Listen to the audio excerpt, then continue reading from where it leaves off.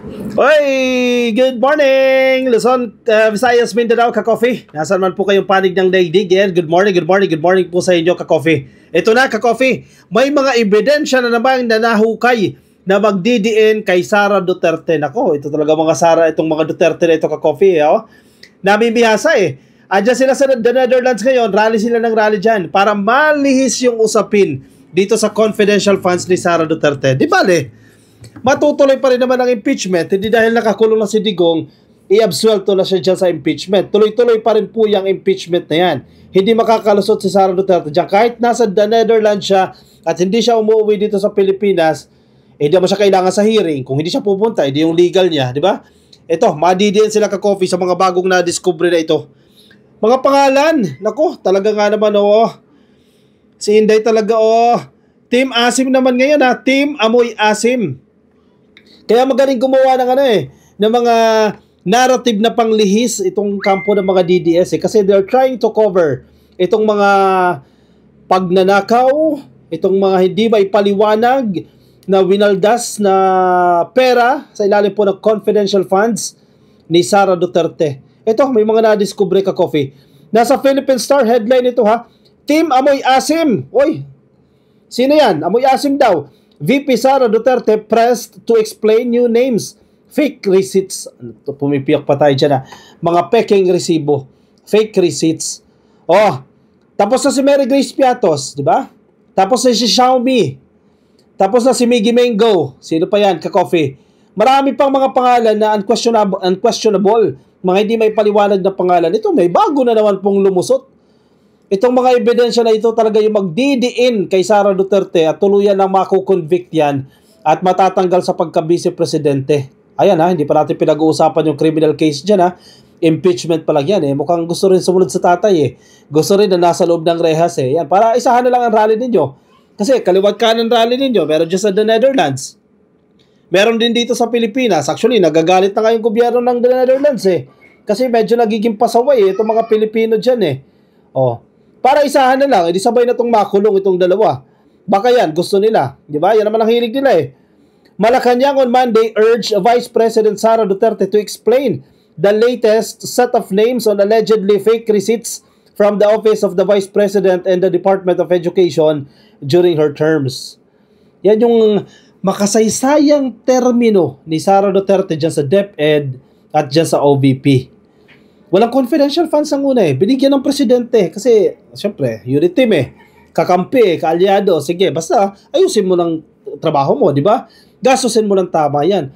Ang problema, inabuso nito ni Sara, itong confidential funds. Yung liquidation, oh, doon nagkabulgaran talaga, oh, mga beneficiaries, oh, hindi mga tao. Wala sa records ng PSA. Ano yan, lahat yan alias? Eh, sana sinabi yung alias yan, di ba? Grabe talaga ito. Tapos ngayon, nung nahuli na, gumagawa na ng mga issue. Nililihis na yung issue. Ayan, may ICC na. Andiyan na lahat, nakatutok na sa ICC. O baka nakalimutan na yung confidential funds ni Inday Sara Duterte at impeachment. Don't worry, ibang tao ang humahawak niyan. Kongreso yan, ka-coffee at Senado yan. Eh, malapit na rin po. Kaunting hintay na lang, June na. Ayan, magre-resume na po ang sesyon ng Senado. Uy, naku, yan na. Magjo-June na. Si Bato tuloy, kinakabahan na. O yan na, magjo-June na. Baka before that, meron ng warrant of arrest na inilabas yan. Anyway, going back, among the questionable names listed were a series of other teamed aliases collectively referred to as Team Amoy Asim. O, yan yan, Muning. Ang likot ng pusa ko. Muning! O, mamaya na yan, o. Binubuksan niya yung box, eh. Gusto niya pumasok. Anyway, sige. Umextra si Muning. Muning! Ming, ming, ming, ming, ming, ming. Quiet ka lang dyan. Tinawag po na Team Amoy Asim itong mga bagong pangalan na nakatanggap ng salapi mula kay Sara Duterte. Hindi na pala salapi, ha, mula sa pera ng taong bayan na idinaan sa pamamagitan ng confidential funds ni Sara Duterte.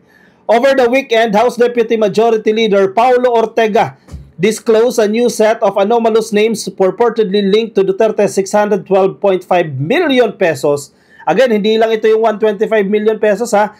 Ito po yung 612.5 million pesos na halaga po ng confidential funds.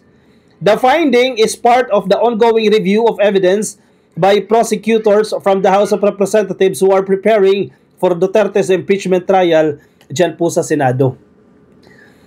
Ang mga senador, syempre, busy, di ba?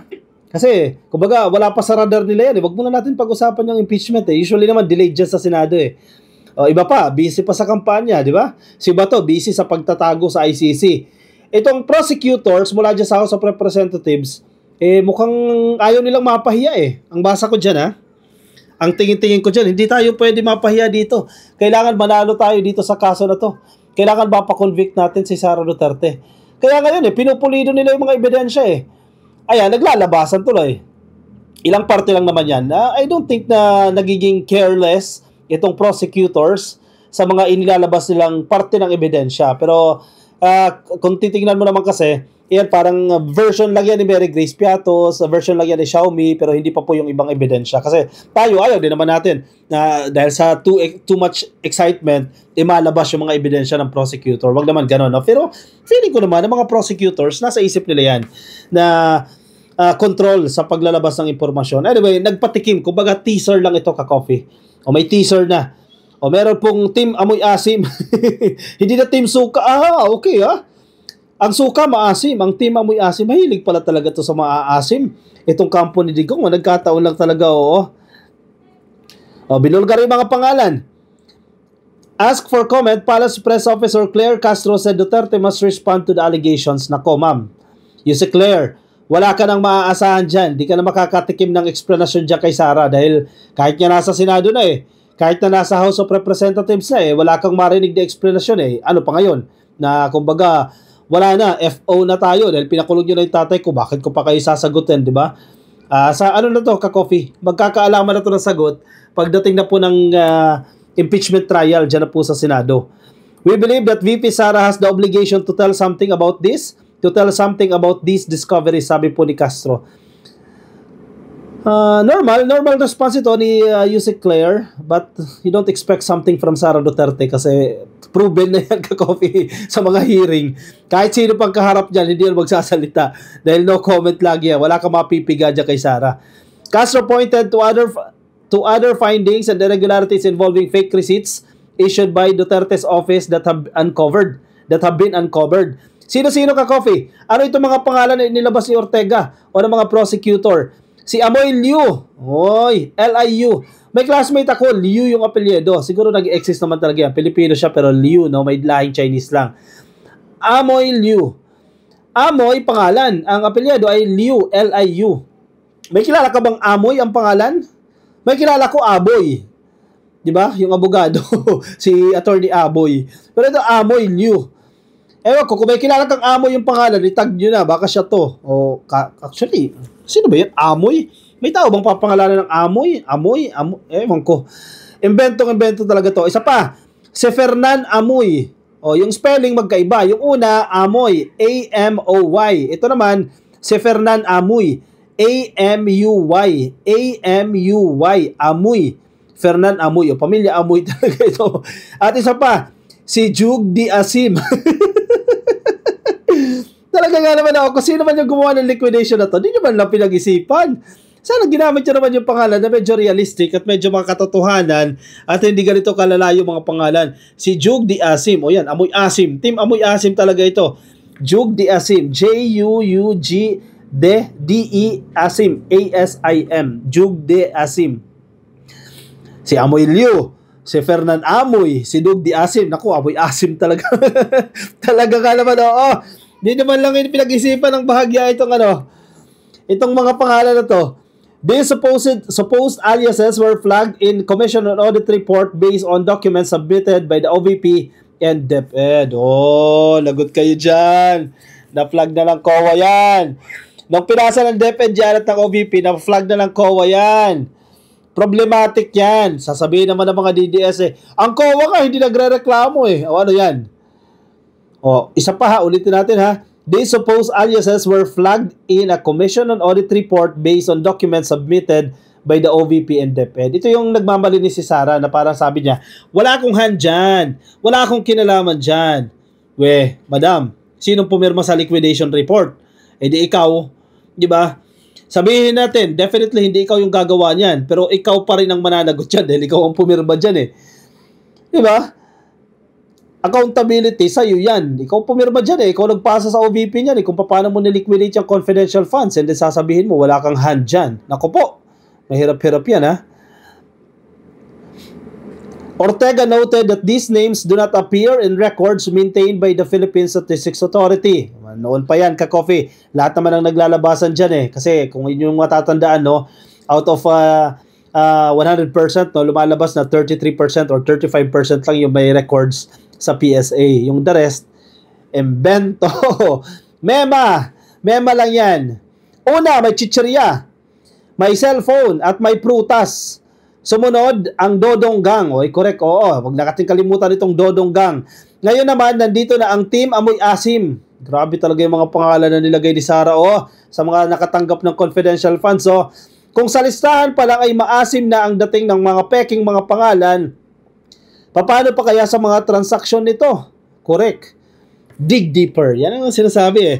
Dig deeper. Hukayin nyo pa. Sige, mga prosecutors, kalkalin nyo pa yung mga dokumento. May makukuha pa kayo dyan. May mga madidiscover pa kayo dyan. Kasi imposible na manggagaling sa sariling bulsa ni Sara Duterte yung sinusuhol niya sa mga opisyal ng DepEd. Diba? Every month sinusuhulan. Imposibleng sahod yung ibibigay niya. May pinagugutan yan at malinaw na sa confidential funds galing yan. Paano nila niliquidate yan? Ay, dapat managot sila dyan. The Vice President was impeached by the House over alleged anomalies in her confidential funds. The Senate is now preparing for her trial where she faces either acquittal or conviction. Dalawa lang yan. May mga nababasa tayo mga analysis, may mga nag-uusap-usap din mga kaibigan, no? Na kung ngayon gagawin yung impeachment under this Congress, no, 19th Congress, mukhang makakalusot si Sara eh, mukhang maabsuelto si Sara eh. So, mas may future ka-coffee in the next Congress, no? Mukhang siya makukonvict. So, hintay tayo ka-coffee. Ito pa rin ang call to action natin, no? Call to action natin, sa mga boboto, make sure na yung boboto, hindi papabor kay Duterte, ha? Hindi papabor na mapalaya itong si Duterte. Make sure na makatutulong. Dalawang konsiderasyon natin dyan. Make sure na yung boboto nyo, makatutulong kay PBBM at mapapanagot yung mga dapat mapanagot. Si Sara Duterte, hindi pwedeng maabsuelto yan eh. Kasi, grabe itong mga pangalan. Sa pangalan pala ng confidential funds eh. Kaduda-duda na eh. Dapat ma-convict siya dyan. Dapat mapanagot siya dyan. Make sure na yung boboto, kahit papano, kahit hindi man lang pumabor, sige, baguhin natin yung term. Hindi man pumabor sa administrasyon o sa taong bayan, basta magiging patas sa impeachment trial. Kasi kung mga kakampi ni Sara Duterte mananalo dyan, huwag ka na mag-expect na magiging patas yan. Kahit matibay ang ebidensya against Sara Duterte, boboto yan in favor of Sara. So, madaling sabi, wag niyong iboto ang PDP laban senators kasi sigurado na acquitted agad dyan si Sara Duterte. Pangalawa, yung iboto natin tutulong sa gobyerno, tutulong sa administrasyon. Diba? Hindi yung wawasak sa gobyerno. Sisiraan si Presidente. Parang na ilang mga senador na nadyan. Exhibit A, si Bato de la Rosa. Ano ginawa niya dyan? Siniraan niya ang Presidente. Nag-hearing pa dyan kay Morales. Expedia agent, di ba? Mahabang airtime binigyan dyan kay Morales para sira-siraan ng Presidente. Wag ganun. Wag ganun Presidente. Isa pa to, Amy Marcos. Kapatid ka, ha? Kapatid ka, kaalyado ka, kaalyansa ka. Tapos sisiraan mo yung kakampi mo. Nako. Good luck kung mananalo siya dyan sa boto na yan. Ano sa tingin ninyo? Ma-convict si Sara? Definitely, dapat ma-convict yan. Pero hindi pa criminal case ka-coffee. Kasi impeachment pa lang naman ito. Matatanggalan siya sa pwesto at perpetual disqualification of holding any position ka-coffee. Appointed man yan or elective man yan, hindi na siya pwedeng humawak ng position once na ma-impeach yan si Sara Duterte. Ibig sabihin, wala na siyang chance maging presidente. Diba? Wala pang criminal case, wala pang pinag-uusapan na criminal case. Ayun kasi may parusang pagkakabilanggo yan. Anyway, one at a time ka-coffee. Darating din tayo dyan. Tingnan natin kung paano nila damahin ang karma. Kasi sila naman nagsimula niyan eh. Bumabalik na sa kanila yan. Sige. I-komento ang inyong opinion, reaction dyan sa ating comment section para mabasa po yan. Iba natin mga ka-coffee. Baka may mga gusto po kayong sabihin. I-share nyo na po yan dyan sa ating comment section. Nagmamoist yung salamin natin. Yung mga nasa Facebook, make sure na kayo naka-follow. Please like and follow. Nasa Facebook, nandiyan sa taas yan. Mga nasa YouTube, click lang po na subscribe and hit the notification icon para updated kayo every time we have new videos. I'll see you ka-coffee in my next upload. Bye-bye.